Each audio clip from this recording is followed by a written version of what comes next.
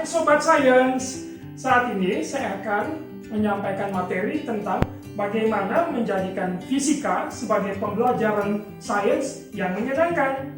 Sobat Sains, saya akan membuat materi pembelajaran video interaktif bagi adik-adik siswa SMP beserta Bapak Ibu Guru agar menjadikan fisika menjadi pembelajaran sains yang menyenangkan.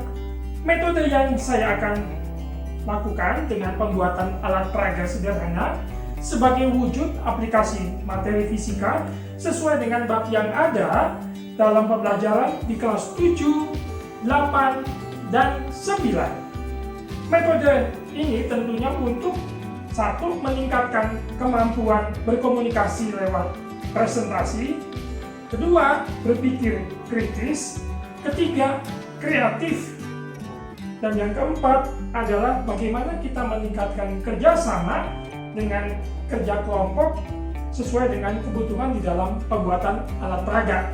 Hal ini tentunya sebagai tuntutan pendidikan abad 21, yaitu keterampilan 4C. Yang pertama, komunikasi, kemudian yang kedua adalah critical thinking, yang ketiga kreativitas, dan yang keempat kolaborasi. Nah, pembelajaran awal saya akan menyampaikan tentang keselamatan kerja.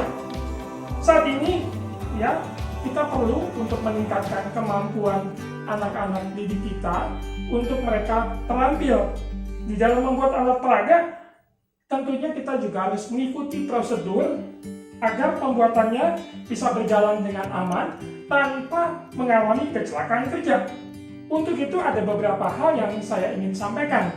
Yang pertama, yaitu di dalam penampilan diri untuk keamanan kerja. Kita harus menggunakan baju laboratorium. Tentu penggunaan baju ini untuk menghindari bila terjadi hal-hal yang tidak diinginkan. Contoh misalnya, saat kita menggunakan solder, dan solder ini panas, dan saat mengenai tangan kita akan terlindung karena ada baju laboratorium. Begitupun kalau misalnya ada tumpahan cairan, tangan kita akan terlindung karena kita menggunakan baju laboratorium. Itu yang pertama.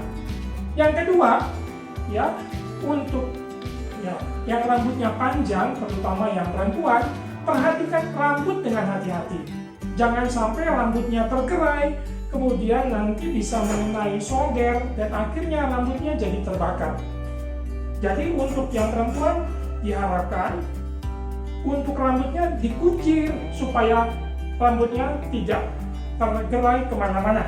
Itu di dalam penampilan kerja. Kemudian yang kedua, penggunaan alat. Hati-hati dalam menggunakan benda-benda tajam seperti gunting, cutter. Jangan sampai benda-benda ini melukai tangan kita. Yang kedua, hati-hati juga dalam menggunakan alat-alat listrik seperti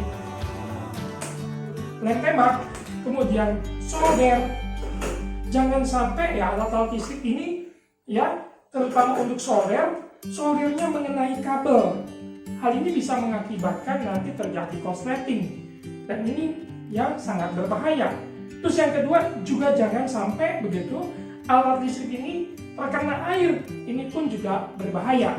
Jadi hati-hati di dalam menggunakan alat-alat listrik ini. Kemudian yang perlu juga kita perhatikan adalah pertolongan pertama pada kecelakaan.